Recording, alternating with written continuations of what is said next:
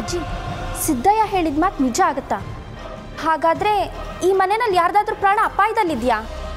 ಚಿತ್ರ, ಆಗಲೇ ನೋಡಿದೆ ತಾನೆ ಚಿಕ್ಕಪ್ಪ ಸಿದ್ದಯ್ಯಂಗೆ ಹೇಗೆ ಬೈದರು ಅಂತ. ಬೇಡದಿರೋ ವಿಷಯಗಳಿಗೆ ತಲೆ ಹಾಕೋದನ್ನ ಬಿಟ್ಬಿಡು. ಮೊದಲೇ ಅಜ್ಜಿ ಸಣ್ಣ ಸಣ್ಣದಕ್ಕೂ ಗಾಬರಿ ಆಗ್ತಿರ್ತಾರೆ. ಈ ಒಗ್ಗರಣೆ ಹಾಕೋ ಕೆಲಸನ ಬಿಟ್ಟು ಸ್ವಲ್ಪ ತೆಪ್ಪಗಿರೋದು ಕಲ್ತ್ಕೊ. ಅಯ್ಯೋ ರಾಮ, ನಾನೇನಂದೆ? ಆ ಸಿದ್ದಯ್ಯ... ಚಿತ್ರ, ಕರ್ಣ ಹೇಳಿದ್ದು ಅರ್ಥ ಆಯ್ತು ತಾನೆ? ಈಗ ಆ ಮಾತು ಬೇಡ ಅಷ್ಟೇ. ಅಜ್ಜಿ ಅಜ್ಜಿ, ಯಾಕ್ರಿ ಅಮೃತ ಅವರೇ, ಏನಾಯ್ತು? ಯಾಕಿಷ್ಟು ಗಾಬರಿ ಆಗಿದ್ದೀರಾ? ಏನಾಯ್ತೆ?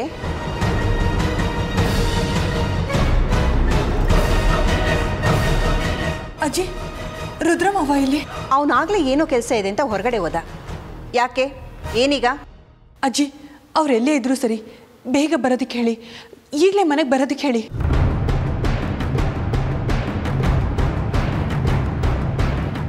ಯಾಕಮ್ಮ ಅಮೃತ ಹೀಗೆ ಹೇಳ್ತಾ ಇದೆಯಾ? ಏನಾಯ್ತು ಅಂತ ಸರಿಯಾಗಿ ಹೇಳು.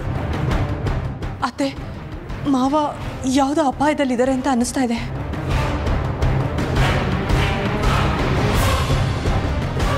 ದಯವಿಟ್ಟು ಅವ್ರನ್ನ ಮನೆಗೆ ಬರೋದಕ್ಕೆ ಹೇಳಿ ಅಜ್ಜಿ.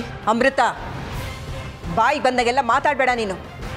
ಅವನೇ ಕಪಾಯಿಗೆ ಸಿಕ್ಕಾಕೊಳ್ತಾನೆ. ಅಷ್ಟಕ್ಕೂ ಇದೆಲ್ಲ ನಿನ್ಗೆ ಹೇಗೆ ಗೊತ್ತಾಯ್ತು?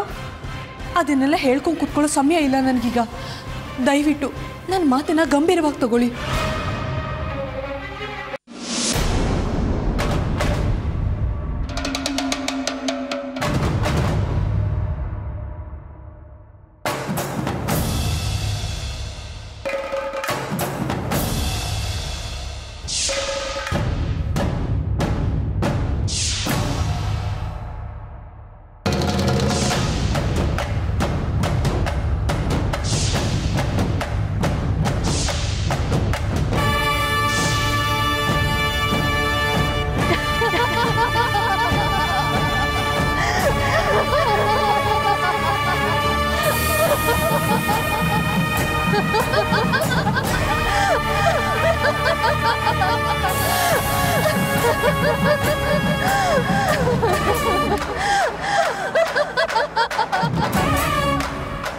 ಅಮೃತ, ಏನಾಯ್ತಮ್ಮ?